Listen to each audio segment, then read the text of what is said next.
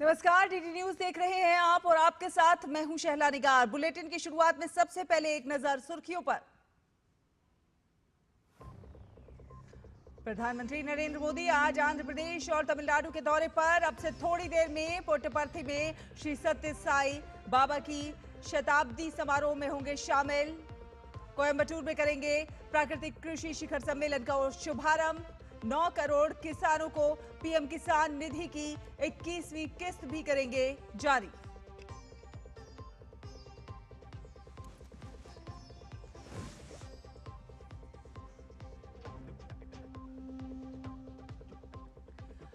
बिहार में सरकार गठन से पहले बैठकों का दौर जारी। पटना में चुने जाएंगे बीजेपी और जेडीयू विधायक दल के नेता।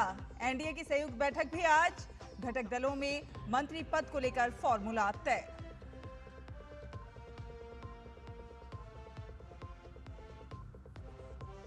बिहार में कल शपथ लेगी नई एनडीए सरकार। नीतीश कुमार ने लिया गांधी मैदान में तैयारियों का जायजा। प्रधानमंत्री नरेंद्र मोदी समेत एनडीए के सभी बड़े नेताओं को है आमंत्रण।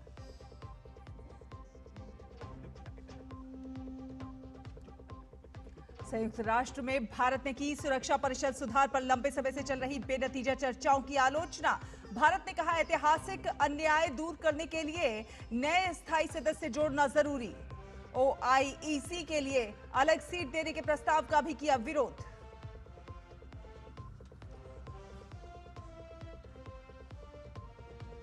और विश्व मुक्केबाजी कप फाइनल में पहुंची भारत की 8 महिला मुक्केबाज स्वर्ण पदक के लिए करेंगी मुकाबला। पुरुष मुक्केबाजों ने भी बनाई फाइनल में जगह।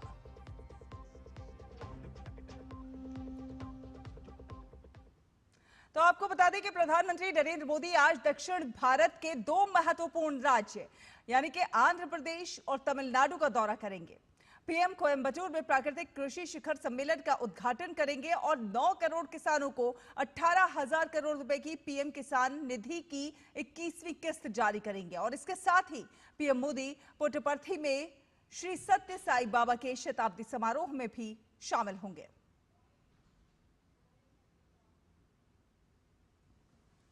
के 2 प्रमुख राज्यों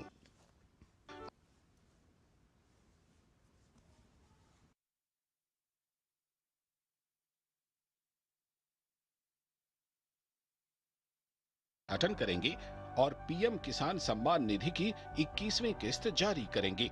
इसके तहत देश भर के करीब 9 करोड़ किसानों 12,000 करोड़ रुपए से भी अधिक की राशि हस्तांतरित की जाएगी। What we had from the Prime Minister's scheme for agriculture, not only the 2,000, the fertilizer subsidy and the organic support, and our pooling the farmers association, we can get even 50 lakhs for infrastructure. We can buy tractor, we can equip any cell. We decide about ourselves. दक्षिण भारत प्राकृतिक कृषि शिखर सम्मेलन किसान उत्पादक संगठनों और ग्रामीण उद्यमियों के लिए बाजार मुहैया कराने पर केंद्रित है। इस सम्मेलन का उद्देश्य टिकाऊ, पर्यावरण अनुकूल और रसायन मुक्त कृषि पद्धतियों को बढ़ावा देना है, जिससे कृषि क्षेत्र के बदलाव को गति मिलेगी। इस कार्यक्रम में तमिलनाडु, पुदुचेरी, केरल, तेलंगाना, कर्नाटक और आंध्र प्रदेश की 50,000 से भी अधिक किसान, प्राकृतिक कृषि व्यवसायी, वैज्ञानिक, जैविक इनपुट आपूर्तिकर्ता, विक्रेता और हितधारक भाग लेंगे। It is a very pleasure to we invite the Prime Minister to attend that conference. It acceptance and he attend the conference, and we are so much experiment from the Prime Minister and the natural farming. It is India is must in the soil, and the natural farming is the very must in India. दक्षिण Bharat natural farming को लेकर काफी गंभीरता से इसको ले रहा है और अब जिस तरीके से केंद्र सरकार ने कई योजनाएं, परियोजनाएं चलाई हैं नेचुरल फार्मिंग को लेकर, उसमें दक्षिण भारत काफी काम कर रहा है। यात्रा के पहले पड़ाव में पीएम मोदी आंध्र प्रदेश के पुट्टपर्थी में भगवान श्री सत्य साई बाबा के शताब्दी समारोह में शामिल होंगे। हमारे यहाँ भारत के सम्मानीय प्रधानमंत्री जी आ रहे हैं, उनको भी हमारे यहाँ सत्य साई सेवा संगठन की तरफ से बहुत बहुत धन्यवाद है। वे भगवान श्री सत्य साई बाबा के जीवन, शिक्षाओं और स्थायी विरासत के सम्मान के लिए एक स्मारक सिक्का और डाक टिकटों का एक सेट भी जारी करेंगे। ब्यूरो इनपुट्स के साथ कोयम्बटूर से अनुज यादव और पुट्टपर्थी से अजय मिश्र की रिपोर्ट, डीडी न्यूज। सभी से प्रेम करो, सबकी सेवा करो। श्री सत्य साईं बाबा के जीवन दर्शन का यही मूल मंत्र प्रधानमंत्री के सबका साथ सबका विकास के मूल मंत्र के साथ पूरी तरह से मेल खाता है। यही वजह है कि सत्य साईं बाबा के अनुयायी जन्म शताब्दी समारोह में प्रधानमंत्री के आगमन को लेकर अत्यंत उत्साहित हैं। श्री सत्य साईं जिले में आध्यात्मिक माहौल का जायजा लिया हमारे संवाददाता अजय मिश्र ने। आंध्र प्रदेश का आध्यात्मिक शहर श्री सत्य साई जिला इस वक्त आनंद में सराबोर है। मौका है सत्य साई बाबा के जन्म शताब्दी समारोह का। 14 नवंबर से 23 नवंबर तक ये जो मुख्य कार्यक्रम है वो मनाया जा रहा है और इस वक्त आप देखिए हजारों की संख्या में लोग देश के कोने कोने से जो भक्तगण हैं वो आए हुए हैं। माना जा रहा है कि 140 देशों से जो फॉलोअर्स हैं सत्य साई बाबा के वो इस वक्त पुट्टपर्थी में आ चुके हैं, जो कि इनका जन्म स्थान है। ये मौका इसलिए और भी खास हो जाता है क्योंकि प्रधानमंत्री नरेंद्र मोदी 19 नवंबर को यहाँ पर जो जन्म शताब्दी समारोह में उसमें हिस्सा लेंगे। और मेरे पीछे जो आप देख रहे हैं ये है प्रशांति निलयम, जो कि सत्य साई बाबा की महासमाधि है। सर्वोच्च शांति का आलय इसे कहा जाता है। यहाँ पर प्रधानमंत्री नरेंद्र मोदी अपने श्रद्धा सुमन अर्पित करेंगे और खासतौर पर गुजरात से 100 गिर गायें जो हैं वो यहाँ के किसानों को प्रधानमंत्री नरेंद्र मोदी तोहफे के तौर पर देंगे। लेकिन जो सबसे बड़ा आकर्षण होने जा रहा है वो यहाँ ही पास में जो स्टेडियम है वहाँ पर प्रधानमंत्री नरेंद्र मोदी का संबोधन है, जिसमें माना जा रहा है कि वो सत्य साई बाबा के जीवन का जो मूल है, जो मूल दर्शन है, उससे कैसे प्रधानमंत्री नरेंद्र मोदी की नीतियां प्रभावित हुई हैं उसको लेकर के बातें कर सकते हैं और विकसित भारत को लेकर के भी कुछ नए मंत्र दे सकते हैं। कैमरामैन विश्वबंधु के साथ अजय मिश्र, श्री सत्य साई नगर, आंध्र प्रदेश। और सत्य साईं बाबा के अनुयायी जन्म शताब्दी समारोह में बड़ी संख्या में पुट्टपर्थी पहुंच रहे हैं। पीएम के आगमन को लेकर लोग बेहद उत्साहित दिखाई दे रहे हैं। हम लोगों में बहुत उत्साह है और बहुत खुशी है कि हमारे देश के प्रमुख माननीय प्रधानमंत्री महोदय पधार रहे हैं। एक साईं भक्त होने के नाते काफ़ी उत्साह है। मोदी जी आने वाले हैं ये ऐसा पता था हमको, और मोदी जी के ऊपर भी भगवान बाबा की बहुत कृपा है, ये सभी को बहुत लोगों को पता है। भारत के सम्मानीय प्रधानमंत्री जी आ रहे हैं, उनको भी हमारे यहाँ सत्य साईं सेवा संगठन की तरफ से बहुत बहुत धन्यवाद है, जो ऐसे आदमी हमारे यहाँ पधार रहे हैं। यहाँ पर तो साईं भक्तों के लिए नाश्ता, खाना नाश्ता एकदम फ्री है ना। आज सुरक्षा के भी पहले से बहुत ज़्यादा कड़ा इंतजाम है। भारत के सम्माननीय जो प्रधानमंत्री हैं, यशस्वी प्रधानमंत्री नरेंद्र मोदी जी भी आ रहे हैं, ये हम लोग के लिए सौभाग्य की बात है। और हम लोग उनसे भी ये धर्म प्रति या बाबा के प्रति वो भी बहुत आस्था रखते हैं, तो हम लोग भी आशा रखते हैं कि वो आए और इस पुट्टपर्थी जगह को भी और डेवलप करें। मोदी जी यहाँ पे आ रहे तो हमको बहुत अच्छी खुशी हो रही, क्योंकि यहाँ अपने वर्ल्ड में का जो एक टॉपेस्ट मॉडल रोल है वो हम उनको फॉलो अप कर रहे हैं। और मोदी जी यहाँ पे आ रहे तो हमको बहुत उत्साह है कि वो कब आएंगे और कब मिलेंगे। इस साल हम भक्तगण उनको मिलने के लिए बहुत उत्सुक हैं। फिलहाल एक छोटा सा ब्रेक के उस पार खबरों का सफर जारी रहेगा। देखते रहिए डीडी न्यूज। हिंग देना वो वाली MDH की सुपर हींग। जिन्होंने यूज किया है वो जानते हैं असली हींग का स्वाद। MDH सुपर हींग, शुद्धता का असली तड़का। असली मसाले सच सच MDH। पता है लोग अक्सर मुझसे पूछते हैं कॉल सेंटर का स्टेडी जॉब क्यों छोड़ा। I wanted more out of life. बस मैंने अपना स्टार्टअप शुरू किया। जानना चाहोगे कैसे? Then start up your own business as an LIC agent. यहाँ सब कुछ है। Great products, zero investment, leading organization and unlimited opportunities. तो क्या आप तैयार हैं? LIC एजेंट बनो। अब बड़ा सोचो। हमारी वेबसाइट पर जाएं या अपनी नजदीकी LIC शाखा से संपर्क करें। जब धरती चीर कर निकलता है लोहे का पत्थर और मिलता है मोंगिया के जोश से, फिर तपता है, पिघलता है और बनता है फौलाद। अब होता है सरिया सारी खूबियों के साथ। मोंगिया स्टील, मजबूत देश का मजबूत सरिया। कौन है जो जोड़े देश को? विकसित भारत का विकसित भारत। आपके घर के खाने में रेस्टोरेंट जैसा स्वाद ले आए MDH का शाही पनीर मसाला। पनीर को क्या मस्त बना डाला।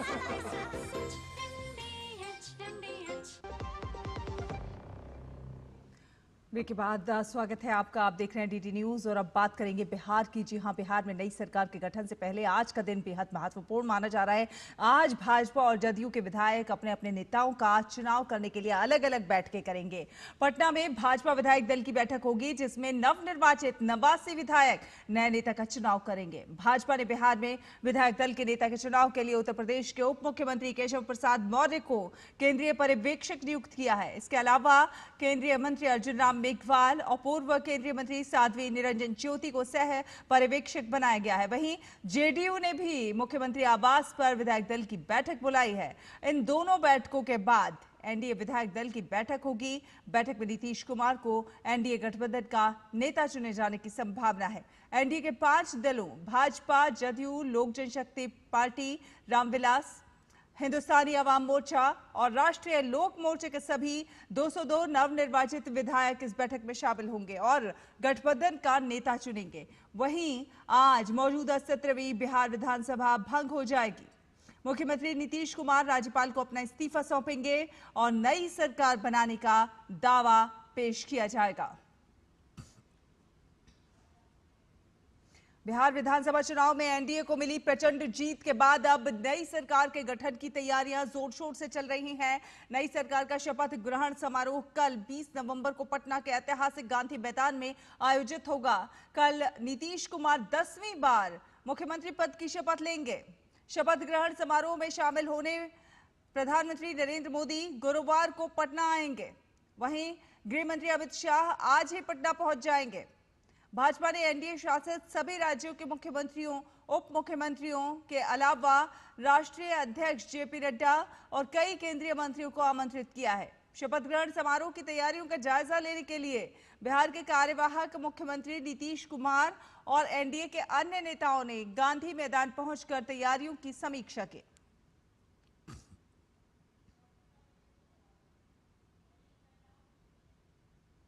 तो शपथ ग्रहण समारोह की भव्य तैयारियां जो हैं वो जारी हैं। आगे बढ़ेंगे, अगली खबर का रुख करेंगे। प्रवर्तन निदेशालय ने अल फलाह यूनिवर्सिटी के फाउंडर जावेद अहमद सिद्दीकी को गिरफ्तार कर लिया है। मनी लॉन्ड्रिंग मामले में जावेद अहमद सिद्दीकी की कल देर रात गिरफ्तारी हुई।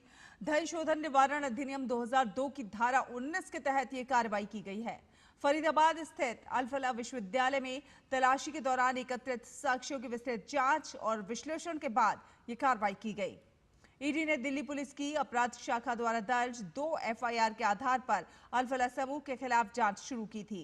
आरोप है कि अल फलाह विश्वविद्यालय फरीदाबाद ने गलत लाभ के लिए छात्रों, अभिभावकों और हितधारकों को धोखा देने के इरादे से NAAC मान्यता के भ्रामक दावे पेश किए हैं। एफआईआर के मुताबिक अल फलाह विश्वविद्यालय फरीदाबाद ने यूजीसी अधिनियम 1956 की धारा 12B के तहत यूजीसी मान्यता का झूठा दावा किया। यूजीसी ने स्पष्ट किया है कि अल फलाह विश्वविद्यालय को केवल धारा 2F के तहत एक राज्य निजी विश्वविद्यालय के रूप में शामिल किया गया है। इसने कभी भी धारा 12B के तहत शामिल होने के लिए आवेदन नहीं किया है और वो उस प्रावधान के तहत अनुदान के लिए पात्र नहीं है। ईडी ने जांच में पाया कि अपराध से बड़ी मात्रा में आय अर्जित की गई और ट्रस्ट ने करोड़ों रुपए पारिवारिक संस्थाओं में स्थानांतरित किए। समूह की कई फर्जी कंपनियों की पहचान की गई है। जांच में अन्य अधिनियमों के तहत कई मामले भी सामने आए हैं। तलाशी के दौरान 48 लाख से अधिक की नकदी, कई डिजिटल उपकरण और दस्तावेजी साक्ष्य जब्त किए गए हैं। भारत सरकार के सूचना प्रसारण मंत्रालय ने सभी प्राइवेट सैटेलाइट टीवी चैनल्स के लिए एक महत्वपूर्ण एडवाइजरी जारी की है। मंत्रालय ने स्पष्ट निर्देश दिया है कि आतंकी उमर के कथित वीडियो को लेकर जो कंटेंट सोशल मीडिया और कुछ चैनलों पर प्रसारित किया जा रहा है, उस तरह के कोई भी कंटेंट प्रसारित ना किए जाएं। सूचना प्रसारण मंत्रालय की एडवाइजरी में यह भी कहा गया है कि जो कंटेंट उकसाने वाला हो या देश की सुरक्षा के लिए खतरे का कारण बन सकता है, उसे प्रसारित ना किया जाए। सरकार ने कहा है कि इस तरह के विवादास्पद और संवेदनशील कंटेंट को प्रसारित करना पूरी तरह से प्रतिबंधित है। मंत्रालय ने सभी टीवी चैनल्स को यह भी निर्देश दिए हैं कि वे संवेदनशील मामलों की रिपोर्टिंग करते समय सबसे उच्चतम स्तर के विवेक और संवेदनशीलता का पालन करें। इसके साथ ही सभी प्रसारकों को यह सुनिश्चित करने का आदेश दिया है कि वे केबल टेलीविजन नेटवर्क रेगुलेशन अधिनियम 1995 के तहत प्रोग्राम और विज्ञापन कोड का कड़ाई से पालन करें। सरकार ने चैनल से अपील की है कि वे ऐसे कार्यक्रमों से बचें जो देश की एकता और अखंडता को खतरे में डाल सकते हैं। इसके अलावा मीडिया को यह भी निर्देशित किया गया है कि वे किसी भी समाचार या वीडियो प्रसारण से पहले उचित प्रमाण और सत्यापन करें।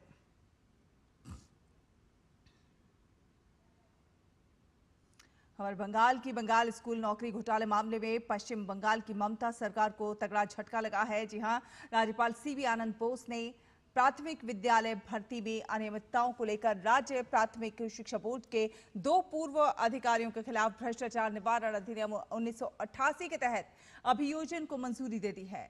ये निर्णय सीबीआई द्वारा अदालत में प्रस्तुत औपचारिक अनुरोध के बाद लिया गया है, जो कथित अनियमितताओं की उसकी जांच और अंतिम रिपोर्ट पर आधारित है।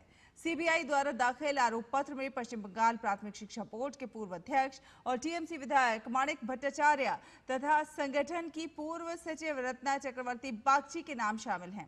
दरअसल बंगाल स्कूल नौकरी घोटाला पश्चिम बंगाल में 2016 की भर्ती प्रक्रिया से जुड़ा हुआ एक बड़ा घोटाला है, जिसमें योग्य उम्मीदवारों को दरकिनार करके अयोग्य लोगों को रिश्वत और राजनीतिक प्रभाव के आधार पर नौकरियां दी गई थी।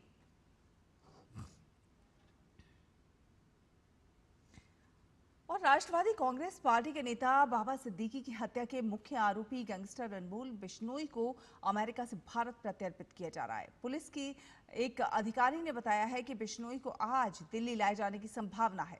बिश्नोई अप्रैल 2024 में अभिनेता सलमान खान के आवास पर गोलीबारी से संबंधित मामले में वांछित आरोपी है। अधिकारी ने बताया कि गैंगस्टर के खिलाफ देश भर में कई मामले दर्ज हैं और केंद्र सरकार ये तय करेगी कि उसे पहले किस एजेंसी की हिरासत में भेजा जाए। पिछले साल नवंबर में अनमोल बिश्नोई को अमेरिका में अधिकारियों ने हिरासत में लिया था। एनआईए ने उस पर 10 लाख रुपए का इनाम घोषित किया था।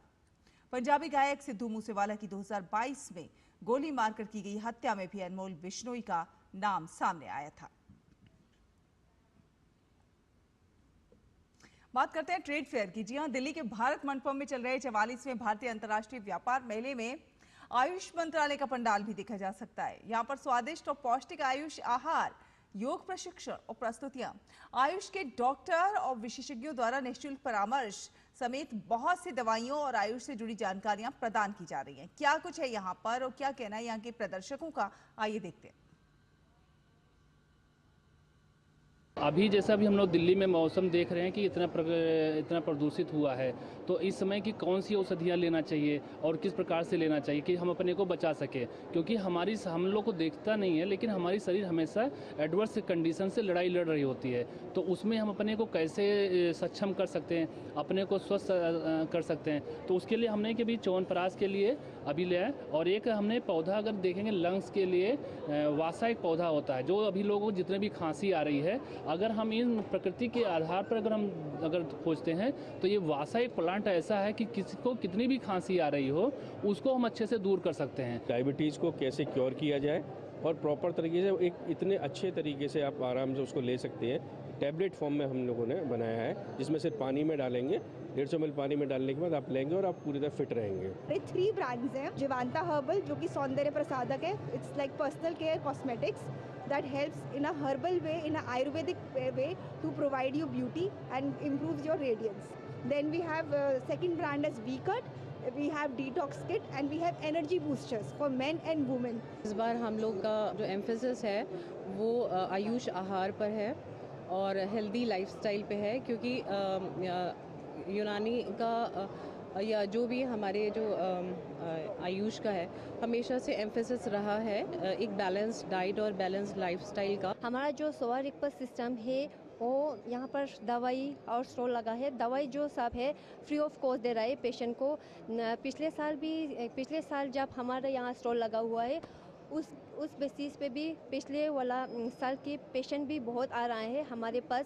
उसने बोला कि उसको ये दवाई बहुत इफ़ेक्ट हो रहा है। इसमें हम दवाइयाँ और कंसल्टेशन फ्री ऑफ कॉस्ट दे रहे हैं। इसमें मैं स्पेशली थैंक यू बोलना चाहती हूँ ministry of Ayush and Narendra Modi sir का, जो हमें इतना बड़ा अपॉर्चुनिटी दिया हमारा ये स्टॉल पूरे India and all over world दिखाने के लिए। Thank you so much.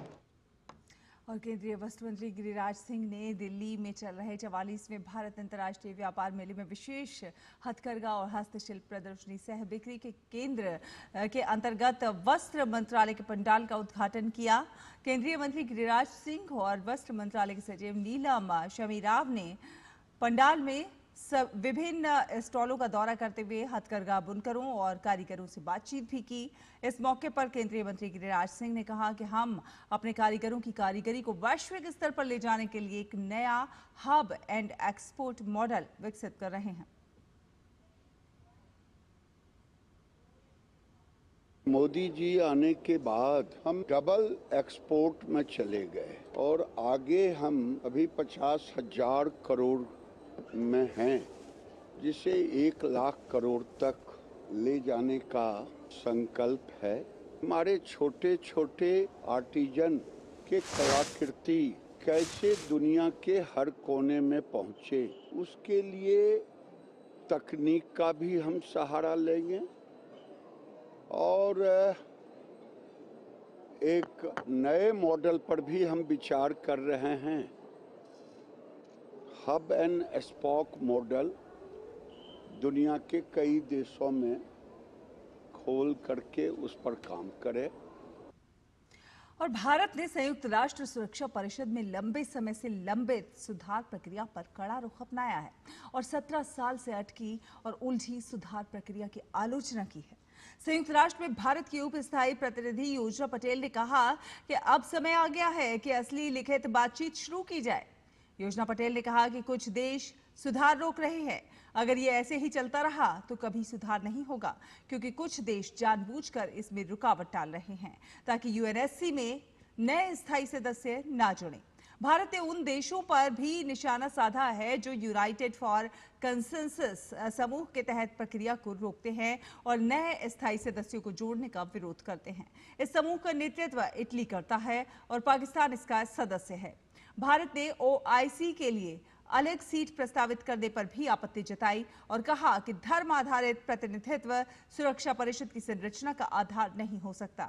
Bharat का कहना है कि सुधार में अफ्रीकी देशों समेत नए स्थायी सदस्यों को शामिल करने की जरूरत है ताकि परिषद मौजूदा वैश्विक वास्तविकताओं को दर्शा सके।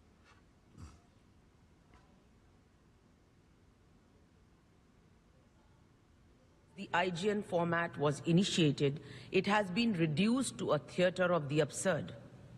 Any objective analysis of the discussions up to now would make it clear that the current format has delivered nothing, adopted nothing, and reconciled nothing. India reiterates its call for the early start of text-based negotiations with transparent milestones and timelines. India underscores that such injustices are to be addressed primarily by the inclusion of Africa in the permanent category. I urge member states, particularly those who have been referring to this topic in rather general terms, to make their position clear and categorical. India supports the representation of small island developing states in a reformed council. However, similar other cross-regional groups such as OIC are not comparable. Faith cannot become the determining criteria for council entitlement. और आपको बता दें कि Saudi अरब के Medina में भारतीय नागरिकों के साथ हुई दुखद दुर्घटना के बाद भारत सरकार का उच्च स्तरीय प्रतिनिधिमंडल अब रियाद का दौरा करेगा। आंध्र प्रदेश के राज्यपाल न्यायमूर्ति एस अब्दुल नजीर के नेतृत्व वाला ये प्रतिनिधिमंडल मृतकों के अंतिम संस्कार में भी शामिल होने की उम्मीद है।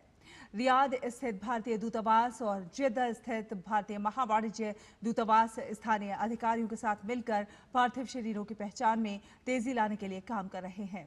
भारत सरकार मृतकों के परिवारों की सऊदी अरब यात्रा में भी सहायता कर रही है।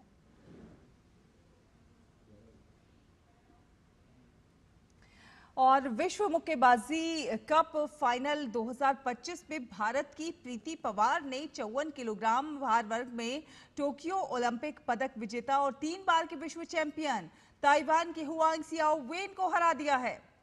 अब वो विश्व मुक्केबाजी कप फाइनल 2025 में स्वर्ण पदक के लिए मुकाबला करेंगी। प्रीति सहित 8 भारतीयों ने शहीद विजय सिंह पथिक खेल परिसर में फाइनल में प्रवेश किया, जिनमें अरुंधति चौधरी, मीनाक्षी हुड्डा, अविनाश जामवाल, अंकुश फंगल, नूपुर श्योरान, नरेंद्र बेरवाल और परवीन शामिल है। विश्व मुक्केबाजी कप फाइनल में 9 भारतीय खिलाड़ी मुक्केबाजी में हिस्सा लेंगे, जिनमें 2 बार की विश्व चैंपियन निखत जरीन का मुकाबला उज्बेकिस्तान की गुलसेवर गनीवा से और मौजूदा विश्व चैंपियन जैस्मीन लाम्बोरिया का मुकाबला कजाकिस्तान की उलजान सरसेनबेग से होगा। इसके अलावा नीरज फोगाट, जादूमणि सिंह, पवन बर्तवाल, जुगनू, सचिन, सुमित और हितेश भी रिंग में नजर आएंगे।